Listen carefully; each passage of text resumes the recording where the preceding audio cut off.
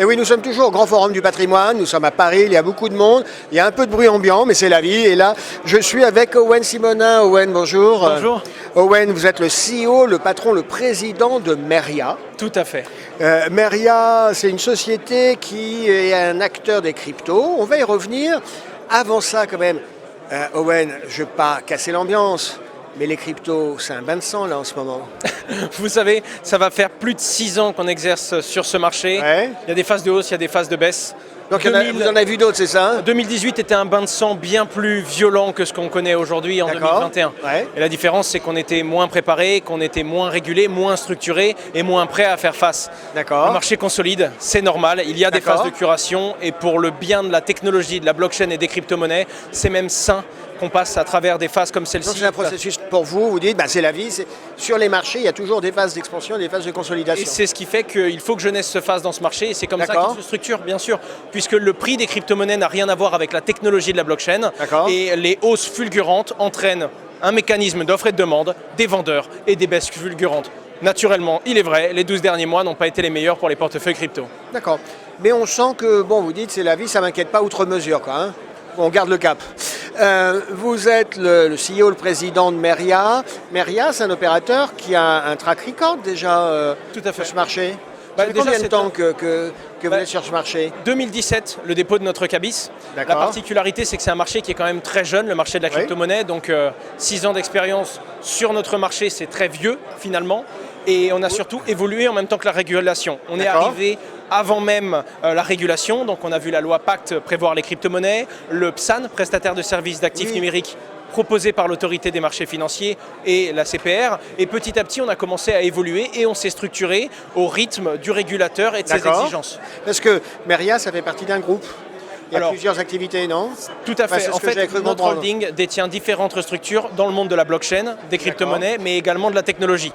Nos structures les plus connues sont Meria, nos structures d'investissement, D'accord. Descoin, qui est un broker qui lui aussi est régulé, Coin. qui échange de la crypto-monnaie contre de la D'accord. monnaie fiat et de la monnaie fiat contre de la crypto-monnaie. Et D'accord. notre dernière structure, c'est la H Consulting, qui est une société qui s'occupe de la communication de boîtes du CAC 40 et de gros acteurs à l'international qui veulent parler de leurs projets crypto en D'accord. France et sur les territoires francophones. Ok, donc c'est un groupe où il y a en même temps de la techno, du produit et de la communication. Tout à fait, mais un seul homme clé par boîte, et pour le coup je ne pourrais pas parler beaucoup D'accord, plus de oui, ces oui, autres non, mais puis c'est structures pas- car ce n'est pas moi qui opère ces boîtes. c'est pas- Revenons à Meria, revenons aux crypto. C'est quoi le profil d'un investisseur en crypto? C'est quoi le portefeuille? C'est quoi le montant? Il a évolué, il a beaucoup évolué dans les Ouais. 6 dernières années. Au début il n'y avait que du particulier. D'accord. Particulier qui a bien gonflé son portefeuille, puisque pour le coup, même s'il y a des baisses, celui qui est arrivé dans les crypto-monnaies en 2016-2017, généralement, a de très larges profits aujourd'hui. Ça a évolué parce que quand la régulation est arrivée, petit à petit, on a commencé à avoir des moyennes, des grandes entreprises qui sont venues D'accord. faire travailler leur trésorerie, et petit à petit, les institutions qui D'accord. s'intéressaient soit pour investir, soit pour proposer ces services suite aux fortes demandes. C'est l'offre qui va finalement obliger des acteurs à se conformer. Et petit à petit, quand le particulier génère une demande, de fil en aiguille, les entreprises et les institutions se doivent de générer une offre en face de cette demande. Et donc D'accord. aujourd'hui, on a ces 3 types d'acteurs.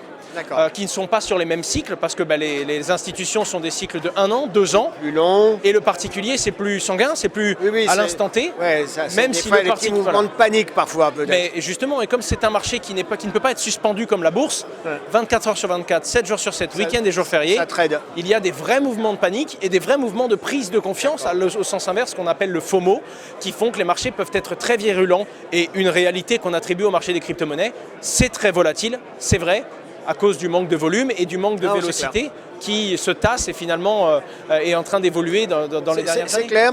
Merci Owen d'être aussi clair. Alors c'est vrai qu'il y a un petit peu de bruit ambiant, je le rappelle, nous sommes sur le Grand Forum du Patrimoine à Paris, il y a beaucoup de monde, je pense pas qu'ils soient tous venus pour voir Meria, mais il y a plein de monde. J'ai une dernière question, Owen, ce que vous me dites me semble assez convaincant. Imaginons, je suis CGP, je suis intéressé par ce que vous faites, est-ce qu'on a matière à faire du business ensemble? Est-ce que vous avez une offre pour les CGP? Je ne vais pas répondre simplement au nom de ma boîte, je vais répondre au nom de l'écosystème crypto. Il y a des D'accord. structures. Aujourd'hui, il y a différents CGP qui ont Ouais. différentes façons d'approcher. c'est encore en train de se structurer, mais il existe déjà des FIA et des sociétés qui proposent de la gestion collective. Nous, chez Meria, et on a des concurrents qui proposent des mandats sous gestion qui permettent justement d'inclure de la crypto-monnaie. Et il y a même des conseillers en gestion de patrimoine et des conseillers en investissement financier qui vont simplement éduquer leurs clients pour leur apprendre eux-mêmes à acheter de la crypto-monnaie, la détenir eux-mêmes, parce que ça fait partie des valeurs de base de la crypto-monnaie, de pouvoir le faire sans tiers, même si le conseiller en gestion de patrimoine va prélever une commission, parce qu'il va conseiller et il va éduquer à ces différents outils qui peuvent paraître un peu barbares. Détenir soi-même sa crypto-monnaie, ça peut paraître effrayant et donc il faut être accompagné. Mais ça avance encore, il y a encore 2-3 freins dans cet écosystème comme la RC Pro qui est dure quand on conseille des crypto-monnaies. Ça arrive. L'assureur, il ne comprend pas quoi. Il ne comprend pas, mais ça y est. Là, depuis la régulation justement, et 2023-2024 seront les années où on va pouvoir proprement et avec tous les cadres nécessaires intégrer ces différents actifs dans sa ligne d'investissement. C'est très clair. Owen Simonin, merci d'avoir été avec nous. On vous souhaite succès. Merci à vous. À bientôt. Au revoir.